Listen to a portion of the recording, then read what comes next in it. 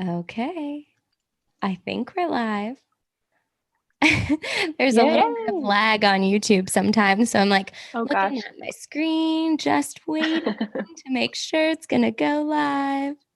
Oh, yep, there it goes. All right. So everyone gets that really awkward intro of me being like, did I do this correctly? Who knows? This is when you need a producer. But Kellee and Abby, thank you so much for streaming live with me for a bonus episode of the Clean Body Podcast. We are live on YouTube, and I'm really excited to dig into just everything you guys do because you're not only therapists, but you have really unique, holistic approaches to your practices. But before we get started, hello. Hi, how are you? Hello. Thank you for having us on. My heart is going fast already. We're both excited. I've got my tea to ground me a little bit and ready to dig in too. I love that. Well, to get started a little bit, I would love to just learn about both of you and your unique paths and journeys to becoming therapists. And then we'll kind of dig into your unique approach before we get into epigenetics and neuroscience and all the crazy things we want to talk about today. But Kellee, do you want to share your story first about how you got to where you are? Yeah, that sounds good. I actually started out as a broadcast journalist major. Ah. And then I got in front of a camera and froze and was like, I cannot do this. So I liked my Psych 101 class, and I thought that therapy was about giving advice. And I was like, I'm really good at giving people advice. So I think undergrad was family and human development, and then went for a master's degree in marriage and family therapy. And it was an ethics course that I took in my master's program, the first semester, where it was very clear that therapists do not give advice. And that was nice. I was like, actually, I really love this, and kind of geeked out over the ethics book. And I think along the way, I've transitioned and evolved into, different ways of practicing. I've worked with a variety of different populations. But right now I've kind of landed in working with complex trauma, and then working with families and children. That's great. Please excuse it if you hear my dogs barking in the background. My mom is with us right now and just getting home, and they're very excited. This is a very exciting moment in their life. But Abby, do you want to share your story and how you got to where you are? Yeah, sure. It's funny because I also started as a journalist major and switched to social work. We have a lot of talkers here or want to be. Yeah, yes. Yeah, and I thought about medicine, physician, but I realized they don't talk at all, and so that was a deal breaker for me. So, um, and I think my grandma started in the Head Start where I grew up in Illinois and opened a clinic called La Puerta Abierta, which translates to the open door in English. And so I think that social justice piece was the motivator and working with marginalized populations. So I got my master's in social work. Never thought I would be in private practice, but then I started having babies, and it just works so much better as a mama to be in the private practice world. So I also specialize in complex trauma and attachment wounds with kids, teen girls, and women. Mm-hmm. That's great. That's Yeah. important work that I think, has too much of a stigma around it. But that's why there's Mental Health Awareness Month, which we'll talk Yeah. more about. But I am curious. So obviously I was promoting this live stream as the role of epigenetics and mental and physical health. And so, first of all, before we really dig in, I would love for you both to share how you explain epigenetics to your clients or even other therapists that you talk to, because I think it's a complex topic. And I even tried to explain it on my Instagram stories this morning, and I'm not so sure I did such a good job. So let's see how you guys do. All right. Abby, are you okay to start with it? Yeah, sure. And we do some of this in our trainings or in sessions. I think I can speak for both of us, Kellee, that we're pretty experiential. So even right now, if you're listening live or if you're listening to this later, and if you're not driving, then look at both of your hands. A lot of people look at their hands and kind of study them. And then we'll have them look at their arms, and we'll start to talk about how there's 50 trillion cells in your body. And each cell has a job and like a landscape. And in every cell, there's DNA, and it's wound very, very tightly. And if we unwound it and stacked all 50 trillion end to end, it would go to the sun and back 6 times. And so that's DNA, genetics, right? We all, as humans, have the same DNA. And epigenetics is what's on top of. And so it's a phenotype. It's what makes me look different than Kellee. We don't look identical because of how the gene is expressed. And that's like these little tags that are on top of that tightly wound kind of string of DNA. And that's usually, sometimes we'll incorporate some art and mindfulness, but in like a really quick nutshell, epigenetics is the expression of what makes you you and what makes each cell have its own specific landscape and work together. Does that sound right, Kellee? You can add whatever. Yeah, I love that. else. I'm getting into one of those trances where I'm listening to you talk. And I'm like, yes. This happens, both of us. But I think on just adding more, like, I just think it's really beautiful. And there's like some magic with epigenetics and DNA. And so I always add in numbers of within all of those cells, they all have DNA, and there's 6 feet of DNA within each of those cells. So you've got 50 trillion cells, and then there's 6 feet of DNA in every single one of those cells. And then thinking about them as they all have a job. You know what, actually, I know we talked about, we may not need to, but I think the orchestra is a really great way to like explain it. I think we explain it to both clients and just like lay people, therapists. Yeah. It's a good analogy. Do you want to start that, Kellee? Or I also don't want to take over, Lauren. No. I want to hear this. Okay, great. I can, if you talk a little bit about the conductor first, I can move on from the conductor. It seems like I do usually do it backwards. Like this end result of a symphony is what we would call like the epigenetic phenotype. And so if we go backwards, well, what makes a symphony? And so like the conductor or the sheet music is like this epigenetic code. It's like the notes. And then you have the conductor, which is like telling the musicians how to play. It's telling the genes. Musicians would be like the genes, and they're playing this all the same sheet music, and the conductor tells them how to play it. And so you put all of that together, and you have this symphony. And so how one person plays, how one orchestra would play might be different than another, or how like the tubas play is different than the flute. And so there's lots of variances, but it's the same sheet music. It's the same genes of being human. But that conductor will tell them how to play and how long to pause and how loud to be. So the symphony is different. And that's kind of like epigenetics and I think that's a poetic way to explain it too. It's like the symphony of how we are. Yeah, we got really into the analogies. I think in one episode, we went into like baking, and the chef is kind of the person that turns on things or adds things or takes things out. Building a house.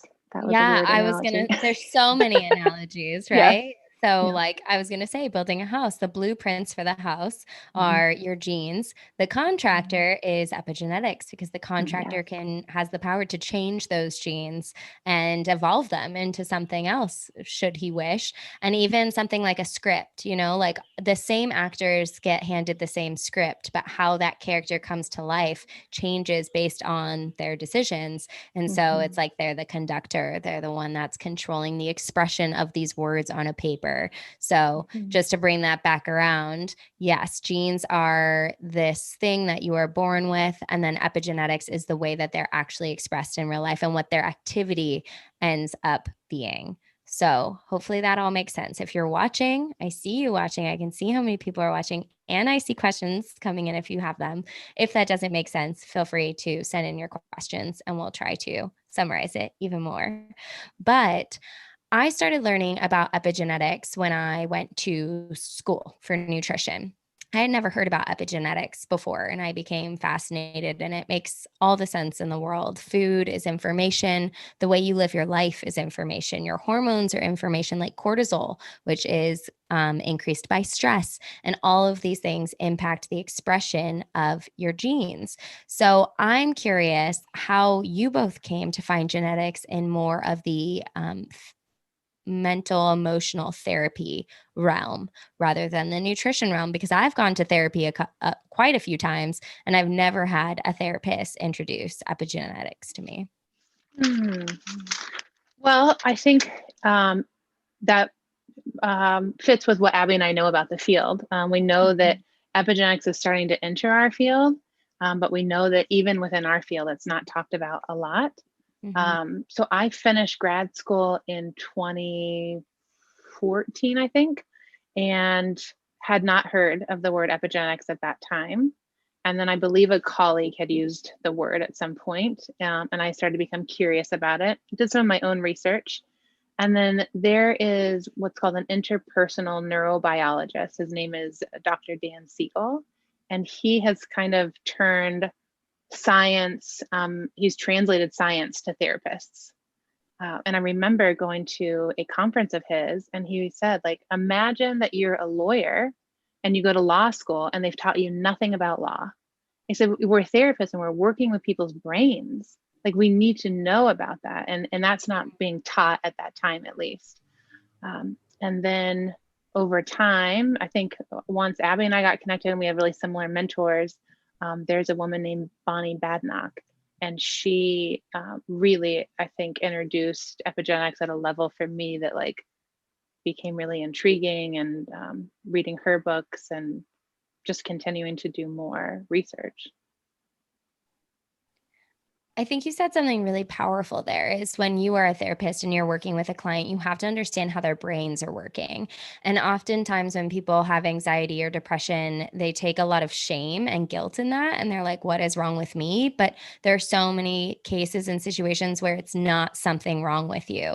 It's, chemical in your body, or it's an imbalance in your life that's creating these emotions that are manifesting as what we've labeled depression or anxiety. So, can you talk a little bit about that epigenetic expression that leads to chronic conditions and mental conditions that people come see you for, and how you treat them? Like, how do you explain that, and how do you bring them through this journey to, I guess, improve their epigenetic health in some way to help them battle some of the things that they're experiencing? Yeah. Abby, are you okay if I go? Yeah, please. Yeah. Yeah. I'm so glad that you said this part about like they believe there's something wrong with them. Both Abby and I, and through our mentors, like really hold frequently, there is nothing wrong with you. And what we know about epigenetics and what we know about interpersonal neurobiology is that everything that our body does is there to protect us. We're a species that wants to survive. So anything that's happening for you, it's there to help you survive. And so examples that I will give are, for instance, a woman who was in the Holocaust and pregnant at the time. That data is being given to the baby, and it's letting the baby know when you come out, there's not going to be a lot of food, so you're going to need to hold fat. It's also going to say the world's not safe, and so you're going to need to be on edge. Well, then the woman survives the Holocaust, and this baby is born, and there actually is a lot of food, and the world is safe. Well, what happens is no matter what this kid, which eventually becomes an adult, does as far as eating, they're overweight and they don't know why. And there must be something I can do. There's something wrong with me. But inside the womb, it was like, no, you need to store fat to survive, because we know what the environment's going to be like out there. And then you also get these diagnoses, anxiety, ADHD, because in the womb, it programmed the DNA and these epigenetic factors to say, like, you need to be on edge and alert. Those are already turned on. There's not like you don't come into this world and you need to feel a lot of stress or eat a lot of crap in order for them to be turned on. They're already turned on when you come out of the womb and you enter this world, and you have no other knowledge of what is going on around you. Yeah. Mm-hmm. Yeah. Would you add something to that, Abby?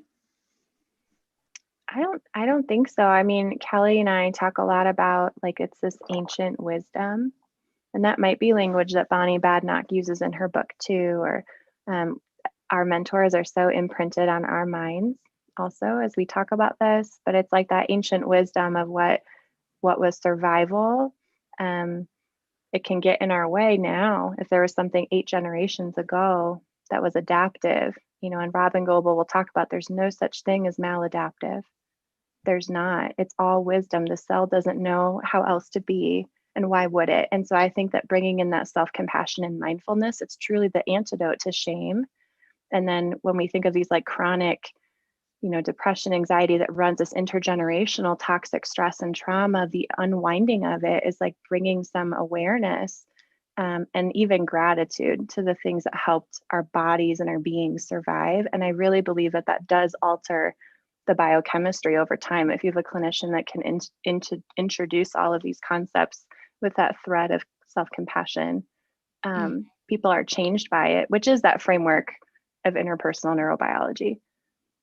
Oh man, you just said so many things that I want to dig into. But before I launch into those, I do want to paint a picture. And it was a picture I even looked at this morning that I just think is really powerful. And we're talking about not only your genes, but the way your genes are expressed or passed down through generations, right? And so for everyone listening, you can picture it as a woman is pregnant, and however her genes are being expressed is sending information to the fetus that is being developed in her womb. But that fetus also has reproductive organs that are developing. And so that is impacting also the reproductive organs of that fetus. So that's 3 generations just right there, all being impacted by the way you are expressing your genes, whether it be through stress or a traumatic event, or even just like running around and never taking time for yourself and, getting in fights with your partner, or having your dogs wake you up 7 times a night, like mine do.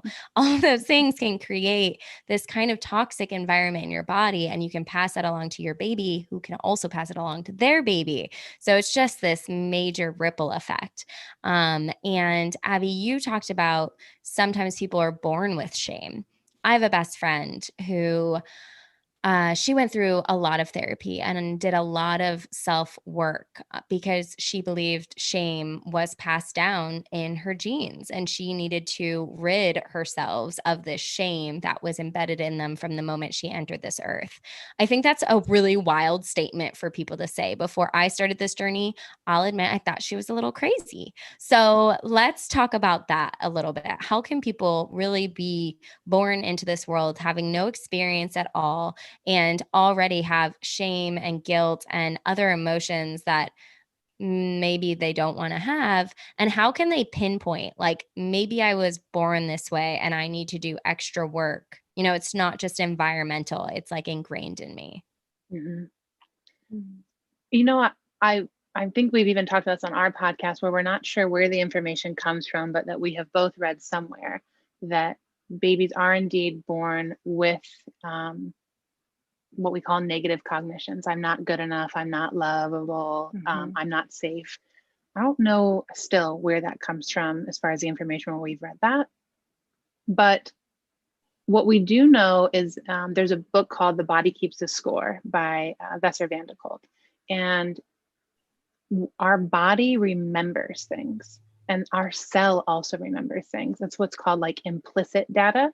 Explicit data is when like we can like consciously recall something. So, Lauren, do you remember last year's birthday? And you might have an image that comes up. And then I might say, hey, Lauren, do you remember your first birthday? And you're not going to have an image that comes up, but your body actually does remember what happened on your first birthday.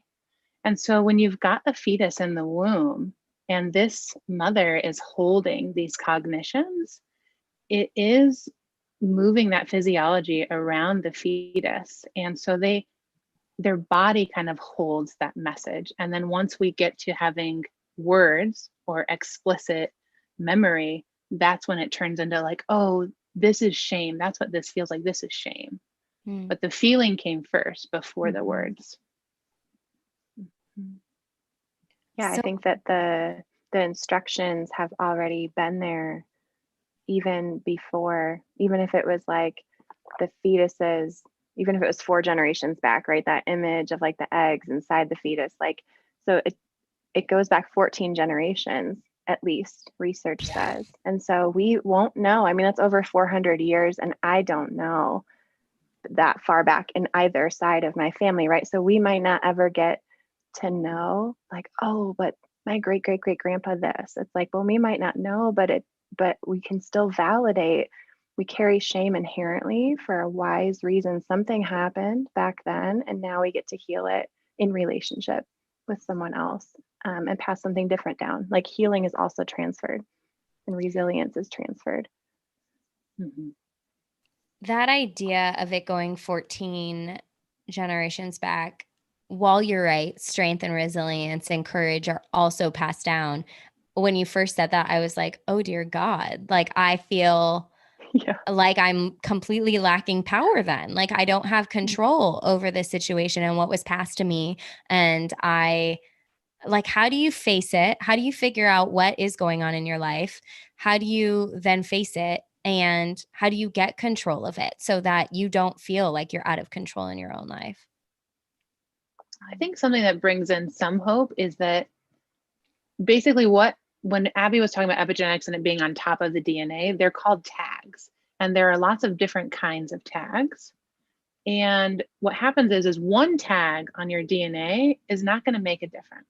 But your DNA mutates and splits off and then creates new DNA, right? It splits, new DNA. So as that tag is on the DNA and it splits and then creates new DNA, that tag is now copied onto the new one. And then that's going to split off and it's copied onto the new one. So while it goes back 14 generations, it could have just been one tag that didn't get split off. Now, the things that are present for you, those are the things that we want to start building awareness around and thinking about, like, this could have been something that was brought 14 generations back. I think we can get into overthinking, like, what am I missing here? We might not be missing anything.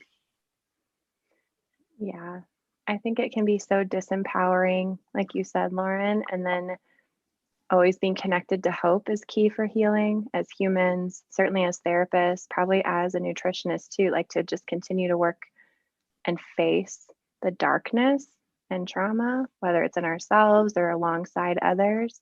And in therapy, we attend to what's here right now, not when you're in the car, not when you're going to the grocery store after the session, but like right now, and like bringing attention to, well, my belly's tight.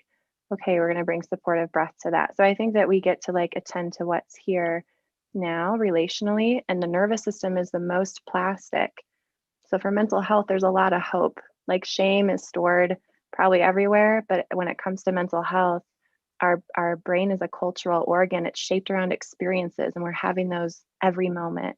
And we're taking in so much information. So it gets to restructure and rewire all the time, not just in therapy. But as therapists, we want to like really seize that hour to help clients know, I'm holding you, I'm with you, I'm going to hold the hope if they don't have it. And I think they can feel that even if I don't say it. I think that's a really good transition. So we've talked a lot about hereditary epigenetics and how it can be passed down from person to person, but you can also have positive or negative epigenetic expression from your everyday life. And you can improve your epigenetic expression through your everyday life, or you can impact it in a negative way that you don't want. And that is through diet, exercise, your emotional health, stress. So, from a nutrition standpoint, if you are eating a standard American diet, which the acronym for that is SAD, and you're having, I loved your face, Kelly. I know it's sad. I didn't make it up. That is the legit term. But it's high in refined carbs and refined sugars. You are putting a lot of stress on your body. And epigenetically speaking, you're increasing your risk of chronic diseases such as diabetes, obesity, heart disease, and all of those risks, all of those light switches are being turned on because of what you're consuming. Food is information. And so your cells are taking that energy, using that information, and they're being told to turn on in a certain way. They don't think they're doing anything wrong, but it's going to manifest as a chronic condition that is not going to improve your quality of life. So let's talk from more an emotional, mental, active everyday aspect, how we live our lifestyles, and in this on the go, especially since we've been stuck in COVID, how that impacts our epigenetics and the expression of our genes. Yeah. Well, I think so. We're all born relatively with most of our DNA is not going to change once we're born, but behavior, memories, and then something called neurons, those are the most malleable. And so, for instance, speaking of being at home and COVID, you could have DNA that's primed to be turned on for some type of mental health struggle. Whether that's addiction, depression, anxiety. And if you're kind of living your life and like eating well and things feel pretty balanced, it may not turn on. But what we've seen is COVID has a lot amount of stress in a short amount of time. And that has turned people's genes on. And so it's now we're seeing more mental health crisis, because all of a sudden people that didn't have mental health struggles or addiction are like, where did this come from? Mm-hmm. It's the aloneness. So I think COVID is sadly such a present, even ongoing example of the aloneness. When we're dealing with something alone, it gets embedded as trauma in our nervous system. It doesn't have to be what we think of as like a big T trauma. It's the lack of someone witnessing something stressful to us. It gets stored differently. And when that happens over time for 14 plus months, those genes for like survival are going to be turned on, whether that's like binge eating or addiction, or to cope with that threat to the nervous system of aloneness. And so we've seen a huge spike in depression, anxiety, and all those things. I love, on a more like hopeful note, then I really love Rick Hanson's research around gratitude. It's the quickest way to come back into what we call regulation. So the neuroscience proves the fastest way to come back into like, okay, all is well, enough in this moment is gratitude. And when we're in regulation, our neurons are operating in a certain way, our body is responding to that, and our nervous system and our whole self is epigenetically different when we're practicing gratitude or mindfulness or community. That's why we've told clients, like, we'll do some yoga classes online virtually. So you're alone in your house, but there's a connectedness. Or do a gratitude journal 5 minutes, because research supports it. It's not just like this therapist talk, right? Everyone says this. Yes. Mm-hmm. Yeah. When I'm also thinking about back to our like orchestra or symphony analogy, is if you have the symphony and it's all playing together and it's like this well-oiled machine, and then you have this one flute that decides to be like, mm-hmm. Like everybody really wants the symphony to go well in front of this audience. And so the rest of the symphony might organize itself around that flute so that it can still feel like it's in, in congruence with each other. And so that might not have been what they were planning on doing, but to kind of survive the night of the performance, they're going to like readjust to do that. Mm-hmm. I love the direction this is going, right? Because we don't want this to be a downer conversation. Like, oh, well, you were born with a shit hand, so good luck. Yeah. It's not that at all. You can, like Abby, you were saying, you can absolutely change your epigenetic expression. From a nutrition standpoint, it's putting nutrient-dense foods into your body. So your body is getting positive information and is able to heal whatever is hurting or is lacking or is deficient in your body. So I'll just name those really fast for people who are listening and curious. There's 4 pillars of foods that have been passed through cultures, through centuries, that help compound on what is called genetic wealth.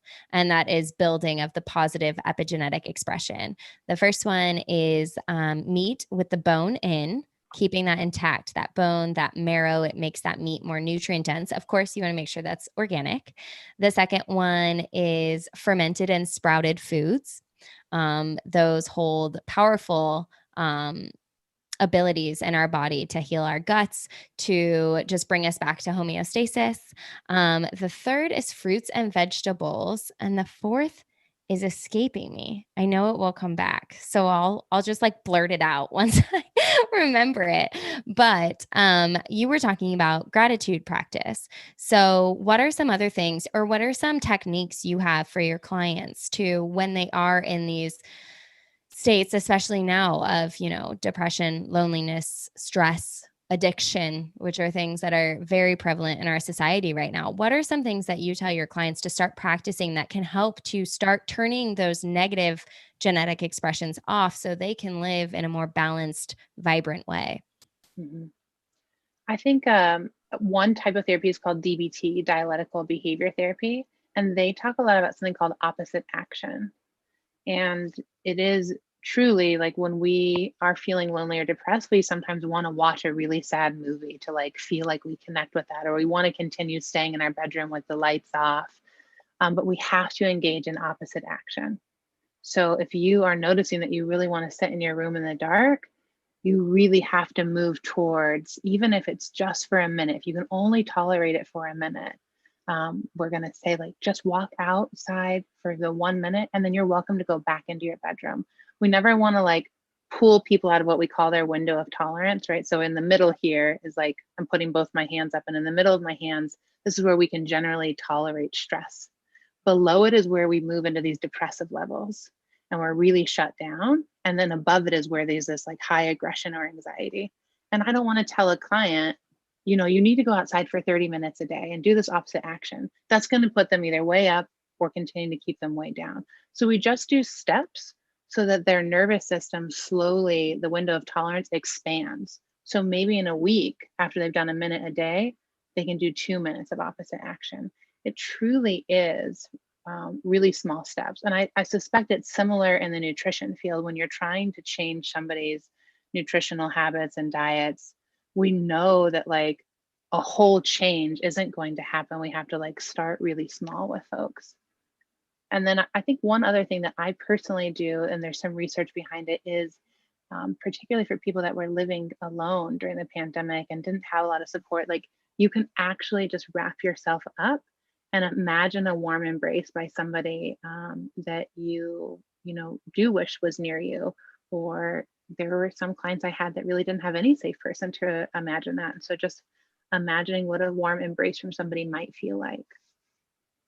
The brain is a super powerful thing. What you envision, you can Mhm. actually feel. Like if you Yes. think of a scent, and you think, well, you truly think about it and you close your eyes and you imagine it and you visualize it, you can start to actually smell that scent sometimes.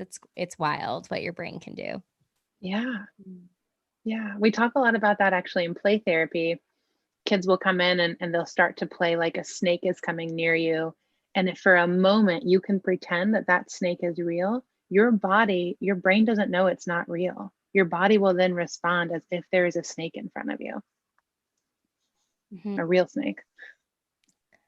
That's what actors key into, right? They get into those Right. senses of the brain and they really trick themselves into believing they're having this experience, which can be great and it can be terrible. Yeah. Abby, do you have things that you suggest for your clients, or even things you do yourself to bring yourself into more of a grounded, settled place, to breathe and to feel less Mm. stress and tension? I know you even said you had your grounding tea for this conversation. Yeah. I'm a big polyvagal theory fan, so that sounds like a mouthful. It's just polyvagal, um, and Deb Dana teaches on it, but it's basically what Kellee was talking about, like that tracking of the nervous system, the window of tolerance. There's a bunch of ways to talk about it. But if we can come back into knowing, like, where am I? How am I? She talks about how story precedes state. And with epigenetics, this fits so nicely. Like the stories of our cells precedes how our nervous system responds. So in the present moment with a client or with myself, I'll notice when I'm stressed, I'm holding my breath.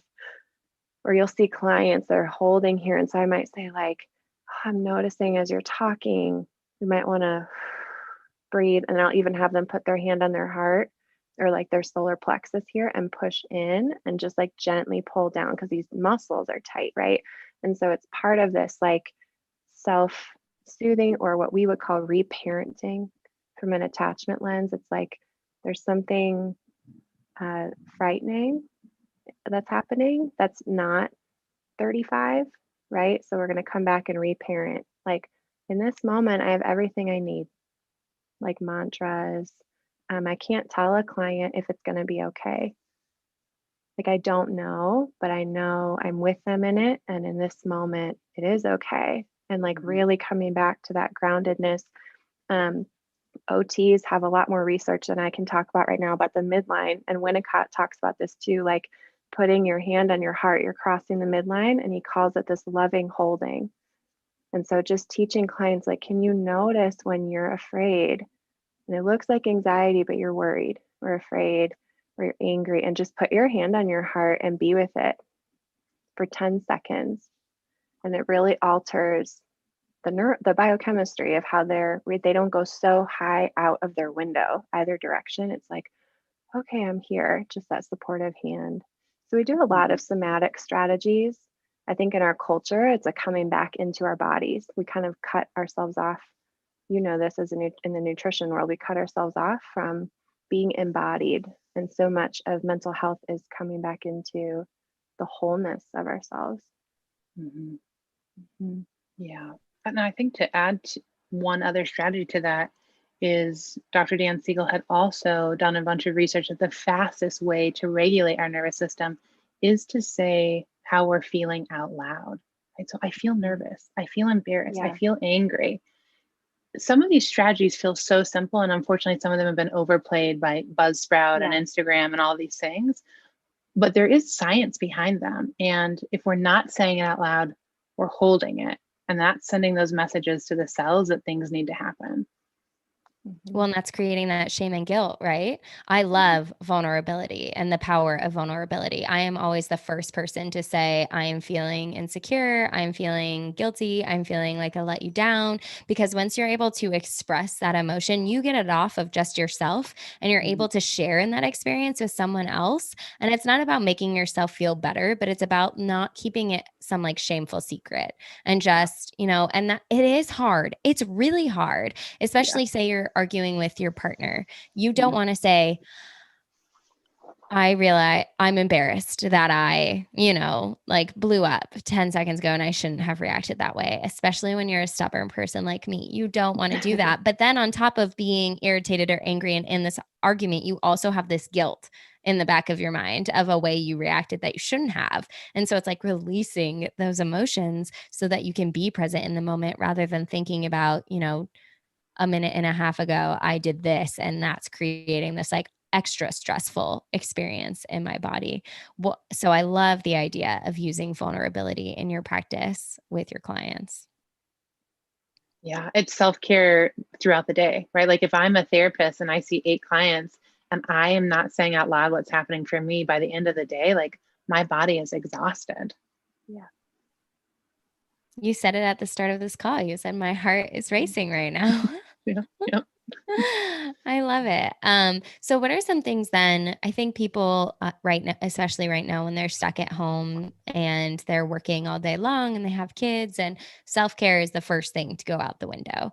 So what are some small things that you would suggest doing throughout the day? I know one you said was maybe try to just get outside, even if it's in your backyard for a minute, and just don't just stand outside, like look at the leaves. What do the leaves look like? What do they sound like? Is there traffic or is there whatever? What does the sun feel like on your skin? And then you also said putting your hand on your heart and just really feeling that there for a second so you can calm down. Are there other quick strategies you have for people that they can utilize in the middle of a work day? Yeah. I think what you're talking about, Lauren, is like getting into people's senses. And that's really what people can do very quickly. So if you're able to have like a candle with your favorite scent next to it, or maybe you have some like lotion that you really like, if you're on Zoom or Google Meets or whatever all day long, having that next to you, like Abby brought her favorite beverage, like having your favorite beverage next to you throughout the day. And there's actually a ton of stretches you can do in a work chair that I think like Pinterest has, and just like really trying to move your body as much as possible, right? Like we're on these work meetings and we're holding all this stress, the best way to do that is to like move your body after each meeting, however that feels to you, to release it. Yeah, I think intuiting, like, how am I and what do I need? So, yoga teachers will say, like, just move in any way that you need to that's supportive. And, you might stretch or the reason I bring tea to all my sessions is because polyvagal theory tells us that our digestive system turns off when we're in this heightened sense of stress, like fear. And so if I'm drinking water or tea or have like a light snack for myself and a client, we're turning our digestive system on and we're sending the signal like, it's okay right now. Like we're safe enough to eat or drink and we're all right. And so it's an implicit message, but I think having like a water is always good, but like tea, decaf, I'm guilty of too much caffeine when I'm stressed out. But yeah, coming into the senses, like as we've been talking, I press all my toes into the floor because I'm kind of like, oh, I need grounding. But if I was really heavy, because I'm feeling a little bit like, whoa, that I need to have grounding. If I was feeling too heavy, I might like sit up taller and stretch and do some heart openers or move my hands over my head. So I think that we want to teach people to know, like, what do I need? And a lot of us were not modeled that or taught that in childhood or epigenetically. So it really is coming back into the self as adults now. It's amazing. It's glorious when people start doing it. I think it takes so much awareness, right? And it takes discipline because, Yeah. first of all, it's all about exploration. What works for both of you may not work for me. And so it's about trying these things. I love journaling, and God damn it, haven't journaled in a very long time.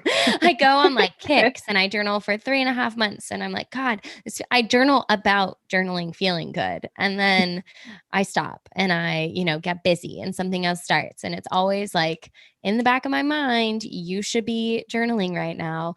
But journaling doesn't work for everyone. I went to lunch with a friend today and he was like, I just hate writing. And I'm like, okay, what about speaking out loud and you're recording your thoughts? Or if you don't want to record your thoughts, I guess just speak out loud or whatever will work for you. Some people going outside works. Like the heart thing might not work for everyone. There's different visualization things you can do. It's about exploring, and then it's about staying disciplined because, as I said before, the first thing to go is self-care. And I think that is the hardest thing for even me. And I think I'm like a fairly mindful person, but staying consistent and being disciplined is really difficult. And then you have shame and guilt arise in your body for not keeping promises to yourself. So it feels like it's this constant wheel that you're going in, but it's, I love those pictures that are like health and wellness is not linear. You don't like learn something and just keep going up, up, up, and you're becoming a better human. It's a mess. It's a disaster. It's a roller coaster. And sometimes you have great weeks or months or just a great day. And sometimes you have the opposite and terrible. And it's about accepting that and like being along for the ride and knowing that everyone goes through that. Yeah, I love that, Lauren. I think it goes back to what we were saying. Like, even when you're having the bad day, however you reacted, if you can just hold, I was doing the best I could with what I have in that moment. Yes. And my body was reacting in a way to keep me safe. And when we say safe, we're not talking about physical safety, but just, emotionally safe even. I think that's interesting though, because so how do you come to terms with then? You said I was doing the best I could in that moment. What if you weren't doing the best you could in that moment? What if you snapped and you knew better than that, or you've been more mindful than that? Is it still that you were doing the best in that moment? Or, I don't know. Yeah. I mean, I hold that is true, that yes, even if you knew better in that moment, something happened to where your nervous system, without you consciously knowing, said, there's a threat in front of you and we are either going to fight, flight, or freeze. So if you snapped, your nervous system said, we're going to fight to survive in that moment. And that's why, for instance, when you've got like assault victims who maybe pass out and there's all this shame, I should have fought. I knew to fight. I've been planning to fight. But in that moment, your nervous system knows better than this up here. This turns off and you go down into survival mode, and it says, actually, you passing out is going to help you survive. Mm-hmm. Yeah, I completely agree with all of that, Kellee. And I think sometimes the nervous system, like we love neuroscience. Some people hear it better when we talk about parts, like the part of me that is frustrated that my husband ate the last piece of chocolate is different than the part of me that like said my vows on my wedding day, right? And so it's like there was that part of me for whatever reason that showed up, and the other part knows better, that like loves him dearly and has lots of grace. But when I'm activated or stressed out or angry, I might say things that I know better than to say, and I can go back and repair. Like we're not saying that it's that you can just do whatever you want, but that there's room for self-compassion always, always, every time. Mm-hmm. So two questions arise for me from that then. So the first one is, when do you hold yourself responsible and accountable versus when do you give yourself self-compassion? And the second, Abby, this idea of you're in parts. I think that's so interesting because those parts can live together in the same exact moment. So like an example for me, sometimes I'm really annoyed at my husband for playing Call of Duty and drinking White Claws on a weekday when I'm doing a million things. But at the same time, I love him so much. These are two different parts that are fighting each other in my body, along with a million other parts. You know, there's like so many different things. How can these different emotions just live together in your body? And like, what do you do with all of those? So I just threw a lot of questions at you. We can go back to the responsibility and accountability versus self-compassion first, and then hop into my issue with my husband and his Call of Duty habits. I'm thinking so much about integration. So when we talk about having different parts, or we exist in multitudes, always, all the time. So Lauren, the fact that you can hold that is a testament of your mental wellness, right? So there are people that are quite unable to do that, and it's just a testament of the woundedness. There's only one way, only one perspective, only one, right? And so when we can hold all of the complexity, that's a really positive thing. And they do exist at the same time.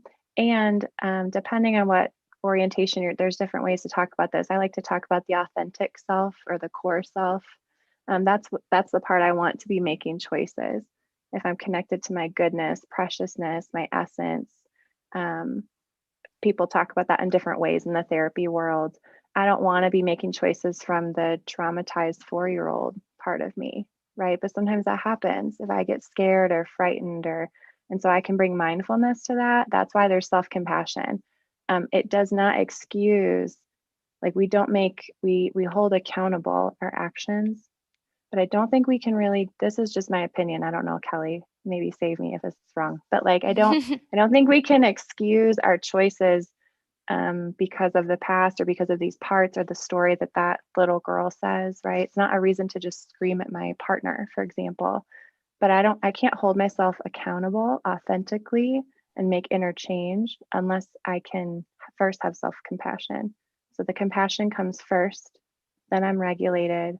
All these parts can hold hands and be together. And then I get to go repair with my spouse or talk about this with a therapist. So I think it's compassion first, then accountability, and they go hand in hand because we can't take accountability if we're not regulated. And self-compassion brings regulation, is how I would think about that.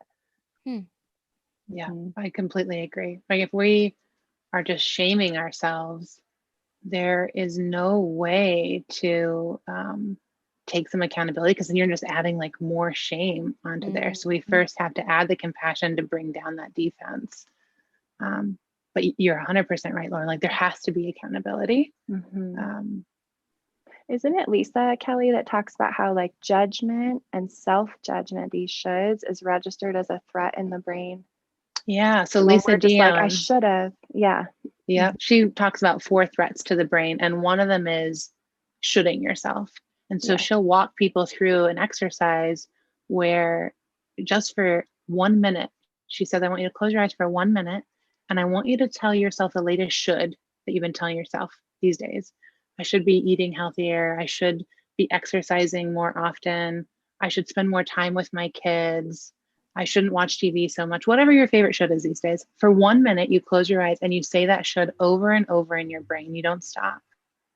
And within 30, 40 seconds, tears are just running down people's face because their brain is now registering that as a threat. Mm. Or people will say, I'm mad. I'm really mad.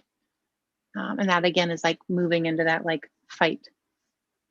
Yeah, and accountability is like, that's my authentic self that gets to heal and learn and be vulnerable, right? Like you were saying, it's not the activated parts that are in a argument with a partner or self-judgment. So if we can decrease shame and self-judgment with some compassion, then our brain is like, okay, all is well. And I can look at a situation like, yeah, there's some accountability here. And I think that's why there's like a joke in therapy that the people who need to be in therapy are not, so the rest of us are, to deal with them. And so like we see that this lack of accountability, it's because of the lack of mental health and integration. Mm-hmm. Well, if you don't mind, Lauren, for me to add one more thing. Yeah, please. There is a research that says relationships are actually supposed to be 70% of the time messy. Yeah. And you're only supposed to really be doing well 30% of the time. What it says is that secure adults form out of that. Healthy, like romantic relationships form out of that. So as long as you have the 70% messy, but as 30% of the time you're repairing that messiness. Mm-hmm. So you're supposed to have these ruptures, but the relationships that end, the people that come out that don't have these secure attachments, they are not practicing or experiencing repair. And I've not talked about this before, but let me know if you disagree, Abby. But that I think goes with our relationship with ourselves. Like we should be kind of messy 70% of the time, and we just need to repair with ourselves 30% of the time. Yeah. You know what I love so much about that statement is that it's changing your perception also. And power of thought is pretty incredible. So like say sometimes you're annoyed with a person and you change your perception and you go back to gratitude, right? Like we were talking about, and you start instead in your head mentally listing the things that you're grateful for. It's changing your perception of the situation. And so changing the perception of your relationship with yourself or with your partner, that this is okay. This is the way it's supposed to be, of course, in a healthy manner. If it's, unhealthy, then there are other things. Don't just tell yourself it's supposed to be that way. I think there are probably boundaries for messiness.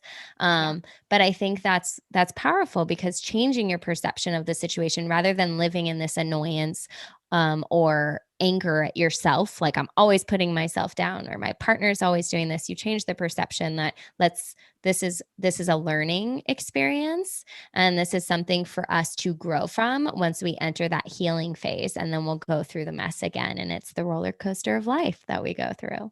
Yeah. I love all of that. It's already been an hour, which I don't even know how is possible. I mean, I guess we have 7 minutes until it's an hour, but I could talk to you guys for forever. But I want to give you the stage a little bit, since you are seeing clients every day and you know what people are dealing with in real life right now. Is there anything that you want to offer up?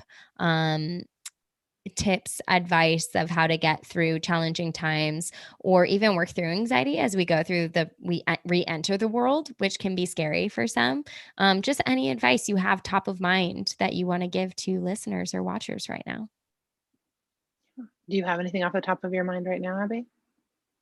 I know I threw that one at you. Yeah. I'm thinking, I don't know that I have tangible advice. And I don't think that's like what therapists do. That's like life coach, right? But but I think finding your person or your people, and sometimes it is just the therapist when there's so much loneliness, and that's okay too. But if you have those people, be with them. Like that would be my biggest. You don't need therapy to heal. It can be wonderful to be in therapy. You don't need it. You need relationship. So we're wounded in relationship. We are healed in relationship. So as we enter this like new re-emerging from the pandemic, there's been so much loss the last year. Like be with your people and be with yourself. And so I know that's not tangible, but that's the first thing that comes to mind. Yeah. I think I would add on that, just being in relationship, even without people, but like, can you change your relationship with food? Can you change your relationship with Yes. exercise? Can you, right? Like, if you can just find something that feels connecting, and that you've changed, and you're just kind of finding like a relationship that feels both nurturing and protective, and healthy. Yeah, like trees are that for me. We talked about trees, nature. It's nurturing and protective. But I love that, Kellee. It doesn't have to be a person. Yeah. And back to what you said, Lauren, truly, it's hard to practice vulnerability, but if you can practice it in like the spots that you find easier, right? So maybe you start with like your animal at home, and you just practice like talking about how you felt about your day to the animal. It's just like taking those really small steps and not setting these huge expectations for ourselves, because then we're just not going to do it. It's overwhelming. So where can I start where it feels safe? And now I've gotten some rhythm of that. Where can I go next? So if you feel anxious about going out in public, can you start with like a walk around the block? If you feel anxious about traveling, can you travel to like the 30-minute city next to you? I love all of those. And going back to be with your person or your people, I think a bad habit that has arisen out of COVID-19 is being attached to things as well, like physical things, like this thing sitting in my lap right here. That was my phone for people who listen to the podcast instead of watch the video. But when you're with your person or your people, like challenging yourself to put your phone away or on airplane mode, and don't resort to a TV show or a movie. Like force yourself to sit in silence, because I know you guys also speak about this, like silence in the therapy room. Silence can be very powerful. Why is that? Why is silence healing in some ways? We just loved that last episode. Yeah. I think, well, one, Western culture in general, we are just like bombarded. There's so much stimulus happening, that we become disconnected from ourselves. Silence, I think that's what has also happened in the pandemic, is it forced people to slow down. And all of a sudden people are like, I'm living with all of my monsters that I've not addressed. And silence is scary because that's what it does. It brings to light all of these things, that maybe we haven't been addressing because we can distract with lots of noise. Yeah, I agree with all of that. I think that silence, practicing safe stillness or safe silence, is something we do in therapy, but you can do that on your own time too. So, like you just said, Lauren, putting your phone away for just 2 minutes. Like my toddler was playing with my iPhone and it like kicked me off for like, you can sign back on in 8 minutes. And it felt like the longest 8 minutes. I just kept looking at my phone like, oh, I can't get on. Right. And so just practicing being with ourselves, and exploring, like, why is that hard? Why is that hard to do? Or I think being curious. A lot of the people in our field talk about relentless curiosity. Can we be just curious about what's going on? And silence affords us that luxury that we just kind of like avoid being with. I like the idea that presence isn't just about being like knowing what's going on in the moment, but it's knowing what's also going on in your own internal, emotional health. So, like you said, I'm having an issue, like I'm complaining in my head to myself about my phone not turning on.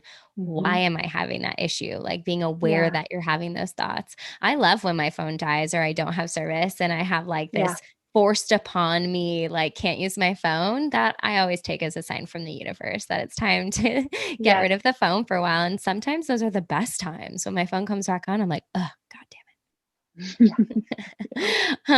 but one other thing I was going to say related to Kellee, your tip is I've been doing that a lot in times of like when I'm feeling unhappy or stressed, like through workouts or whatever, trying to change that mindset and that perception. So I've been practicing repeating words. So when I feel myself either getting like fiery, and I'm getting like irritated and angry, I say settle, settle, settle.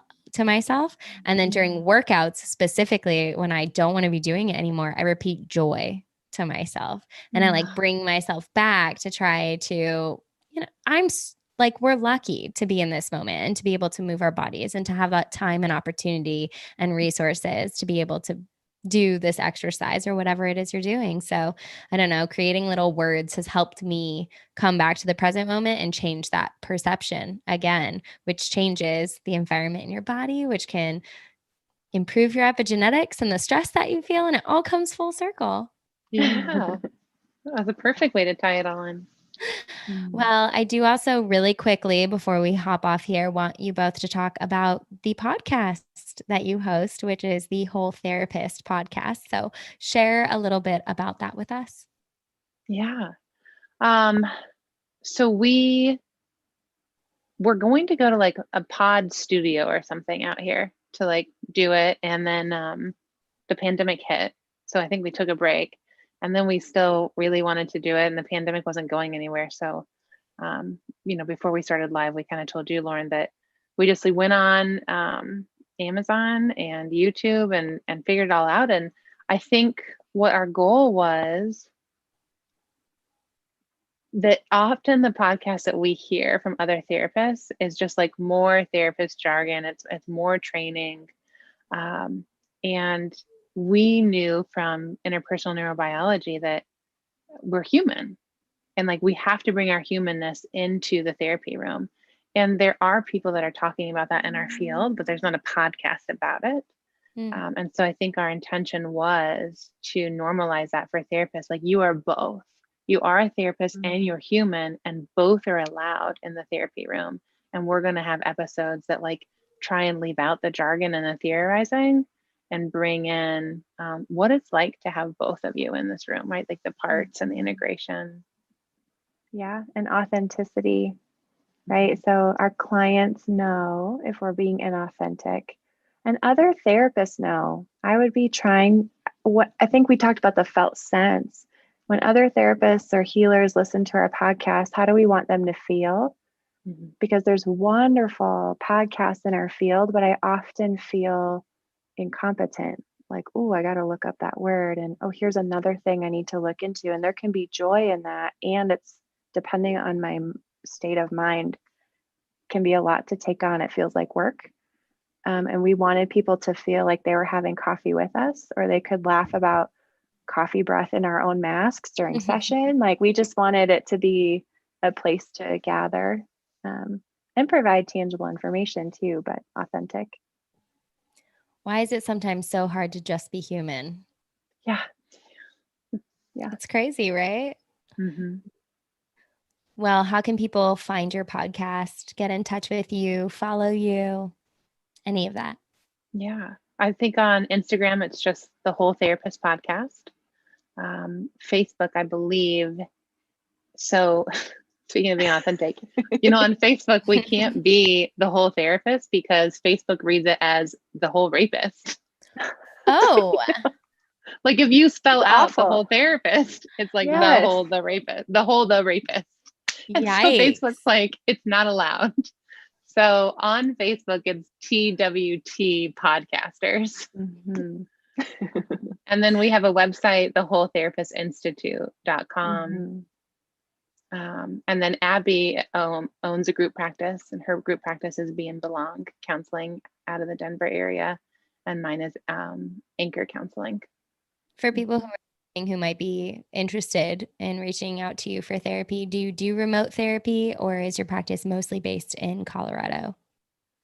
Our laws say in most states that you have to be licensed in the state that you're providing where the person lives. So there are people who are dual licensed. I am not licensed in Arizona and Colorado. I'm only licensed in Colorado. So I can only provide therapy to people that are residents of Colorado. Yeah. But I would, go ahead, Abby.